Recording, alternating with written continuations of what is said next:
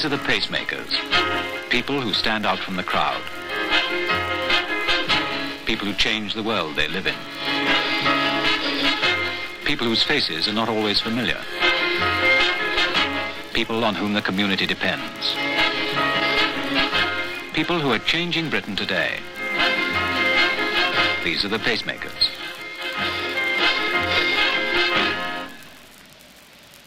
The battle standard floats in the hazy afternoon, Saturday afternoon. It signals the gathering of the faithful. The partisans arrive early, filtering onto the terraces to secure the best vantage points. The faithful are, of course, football fans. No other ritual is as characteristically British as this Saturday afternoon gathering. Nowhere are their loyalties as fierce as in Manchester, where the passion of the fans splits the city in two. Manchester United fans on one hand, and Manchester City on the other. Here on the terraces of the Manchester City football ground, they gather to watch a club that's come back to the big time, winning both the League Championship and the FA Cup in the last 3 years. This comeback has been achieved by a new breed of football player, the kind of player that won England the World Cup in 1966. Individual brilliance has been replaced by the hustling, bustling team player running and working flat out for the full 90 minutes. This film is about one such player, a player who perhaps more than any other characterises English football in the 1970s. His club, Manchester City. His name, Francis Lee. Here he kicks off against London's Tottenham Hotspur.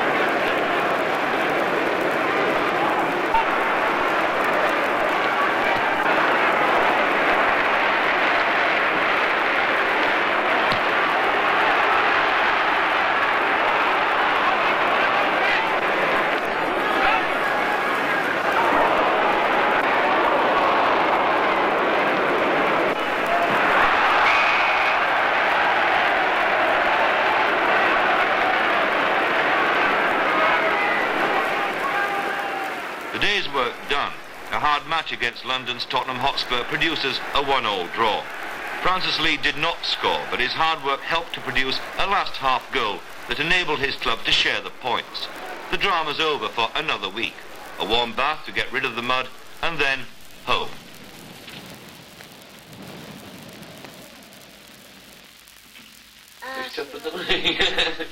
What's that score there?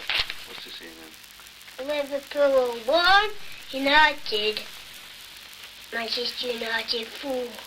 What do you say about that? Horrible. Shall we look at Uncle Fred's team gone on? Halifax Town 2. Plymouth 0. I think Uncle Fred scored as well. I wanted more to be a footballer than anything. Then when it came to leaving school, I remember the principal of the college played hell with me for leaving school. Because he said I should stay on for my GCSEs and this, that and the other.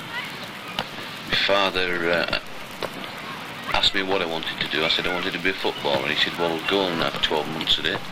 If you think you can make a go of it after 12 months, carry on. So he let me make my own mind up, which I did, and I never went back to school.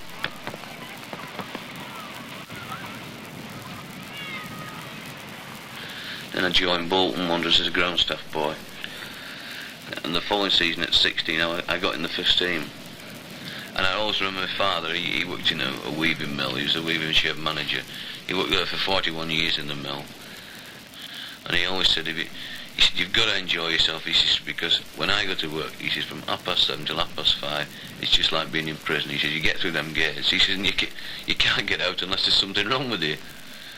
This was his outlook. He was very conscientious. I think he had about 2 weeks off in 41 years.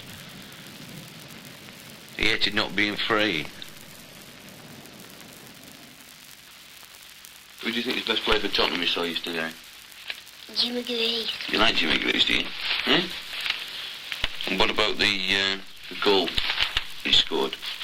Who scored for City? I don't know. Was it a good goal, do you think? Yeah. Eh? Why? Why? He shot a long way from goals. It was right in the top corner, didn't it? Good job he didn't miss. It's a good job he didn't miss with the last one, no, won't we? Huh? I joined City in October '67. When he arrived at Manchester City from the backwoods of Bolton, a dying football power, Francis Lee's career began to take shape. One man more than any other helped to shape it. City's coach, one of the new breed of hard men in football, Malcolm Allison. Malcolm, I should say, has been the biggest influence on my career because he was the first person who ever told me what I could do in the game.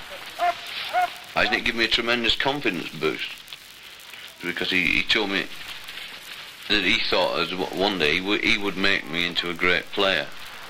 Whether he does or whether he will, it remains to be seen. But he told me this, and it was the first time, like I said, that anybody had ever given me this confidence. This confidence that manager Joe Mercer and his coach Allison instilled in Lee also fed itself into the other members of the City club. No team has a higher work rate.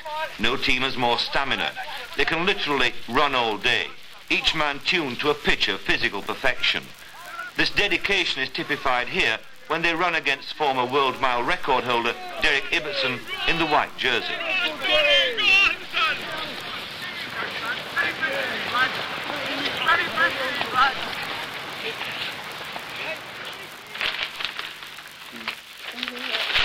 Who's that?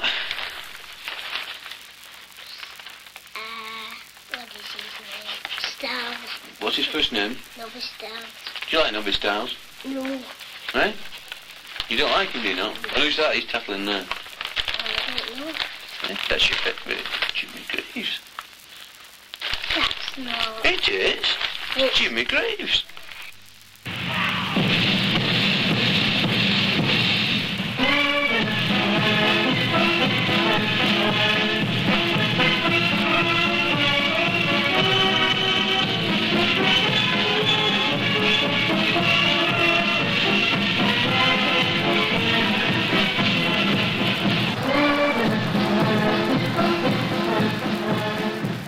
Every footballer's dream throughout the world is to play at Wembley, the mecca of football. Tonight, England manager Sir Alf Ramsey puts his team onto the field against Portugal.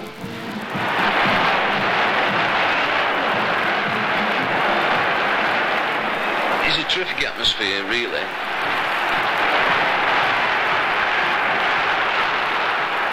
I like playing in front of big crowds. I like playing in big games. This is just something you can't explain.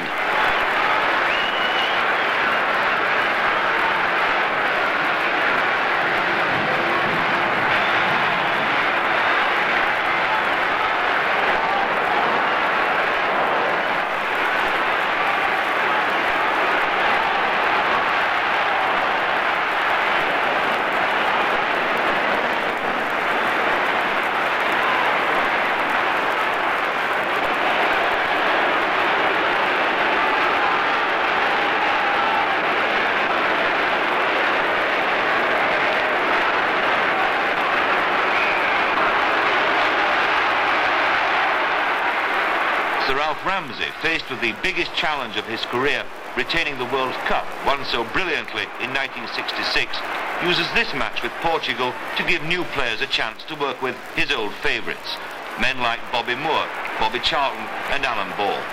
Ramsey's approach to attack is simple and direct. Virtually every player can do every other player's job. Old ideas about positions and numbers are forgotten. Under the Ramsey system, a full-back can score goals and a forward can defend. This is the kind of football that Francis Lee plays for his club, and this is the kind of football that Ramsey expects Lee to play for England.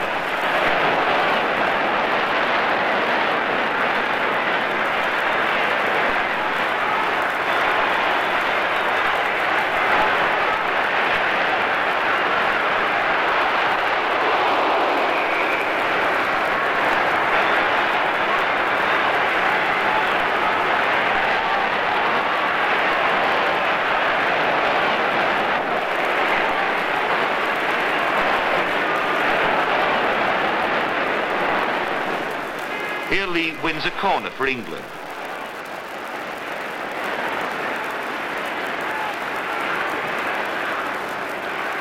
Bobby Charlton takes the corner and sends it straight to the towering head of his brother Jack.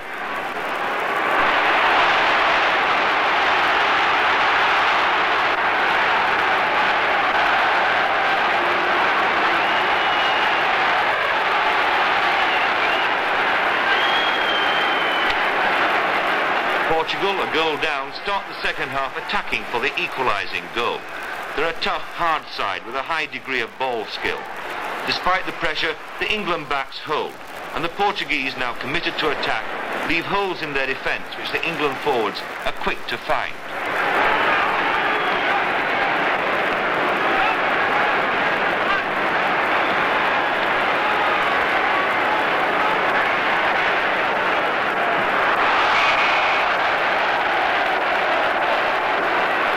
Goalkeepers are forced to make save after save.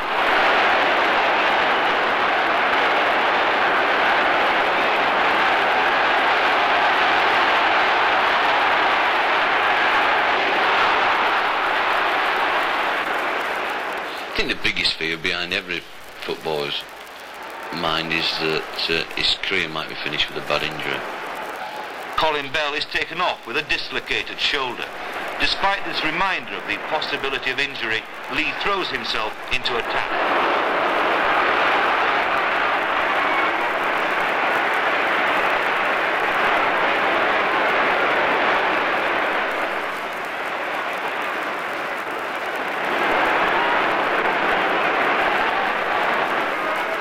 Martin Peters puts through a deadly pass to Jeff Astle. It's a penalty.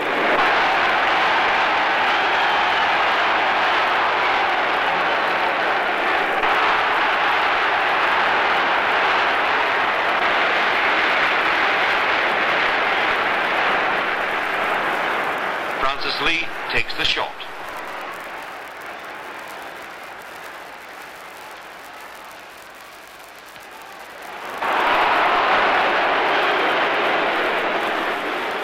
There's no excuse for missing penalties, and I felt sick about it, but just thought to myself, I'll put it out of your mind, it's gone now, it's too late, you can never have it back again.